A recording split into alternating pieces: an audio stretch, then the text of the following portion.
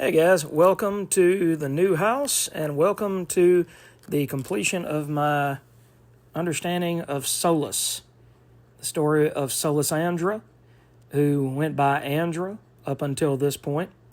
She was stuck in a video game with a girl named Lindy, and she came to understand that there was so much more to this world than just video games. Barbara Kesel wrote this story, with most of the art being done by George Perez, with inks by Rick Magyar and colors by Larry Molinar.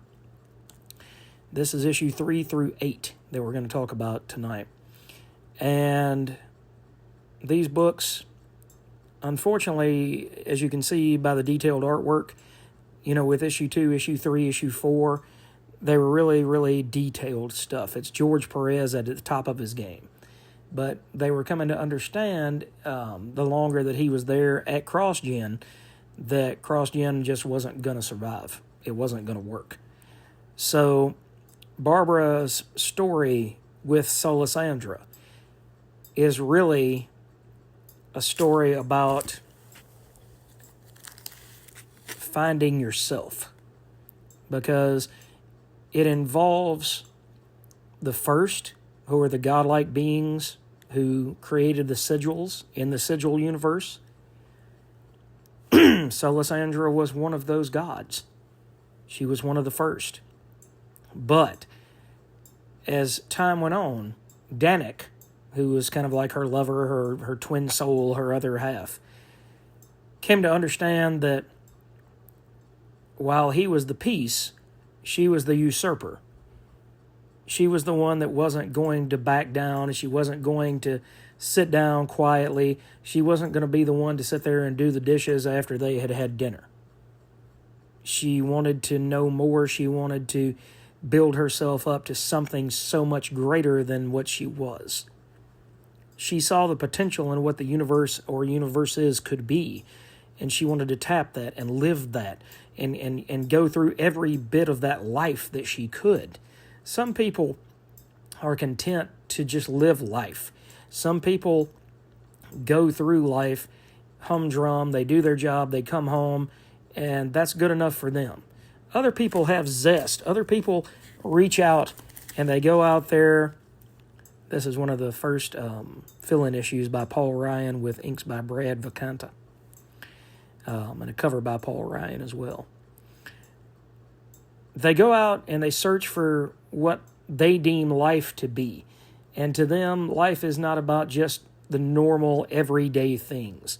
So through going through all of these different worlds to find bits and pieces of her sigil, she takes a sigil from each one of these worlds.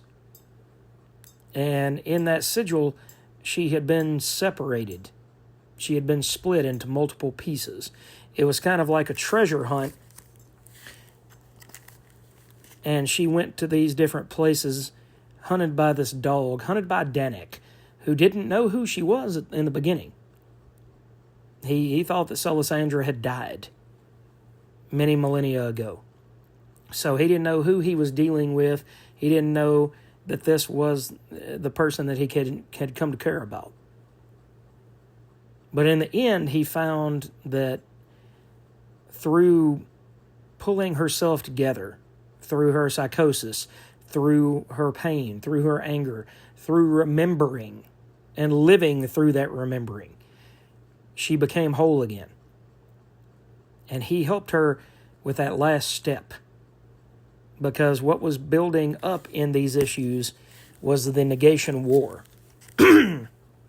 And the negation was an enemy, kind of like the microverse or something along those lines, excuse me, for the Marvel Universe. It was an alien force that was coming to kill everything that the first had created. So I guess another analogy would be like the Dredge from Titan AE. They just come to destroy and kill and take. They don't have any purpose other than just to be villainous. And that's who the negation was set out to be. they were set out to be villains in this setup.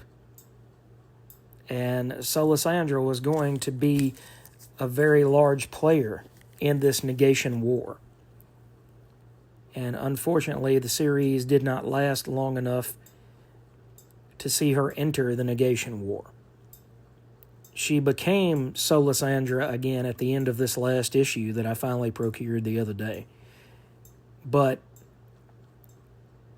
she prepared herself for a battle that unfortunately would never be fully shown because Cross-Gen would go out of business and the negation war would be sadly, woefully never finished in comic book form. And we're all left to wonder how it would have ended. But as far as this series goes, this was an absolute banger. I really enjoyed this, even though it was one of the shortest series that Cross-Gen came out with. The premise of a god who doesn't know herself and connecting herself to a human, a primitive in her mind. That gave her so much more depth. It's like the Silver Surfer if you take away Shalabal.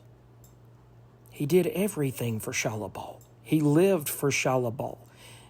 But his soul was not content to stay simply with Shalabal. And without Lindy, Solus could not have become one again. She helped ground Andra until the Solus part could be found. She helped her temper herself, except for one issue. I believe that was issue 6. Or issue 7.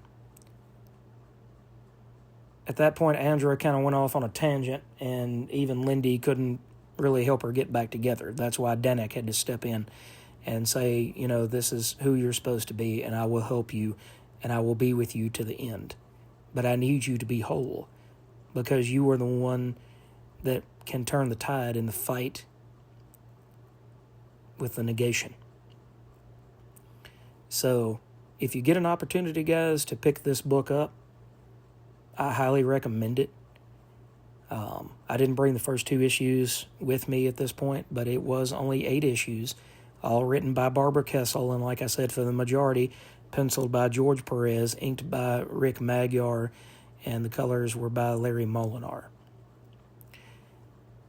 I wish that they would have been around long enough to finish the Negation War. It was supposed to be a 6-issue miniseries, and unfortunately only the first 2 issues came out before Cross-Gen went belly up. But this will be a good primer to give you an idea of exactly how massive the Negation War was going to be in scope. Because this is the death, rebirth, and reascension of a god in the Cross-Gen universe. And that's really the best stories, is to see somebody fall and to see whether they rise again successfully or not. So I hope you guys get a chance to check this book out. Thanks for checking out the channel. If you didn't do it yet, give me a like and subscribe at the bottom, and we will see you next video.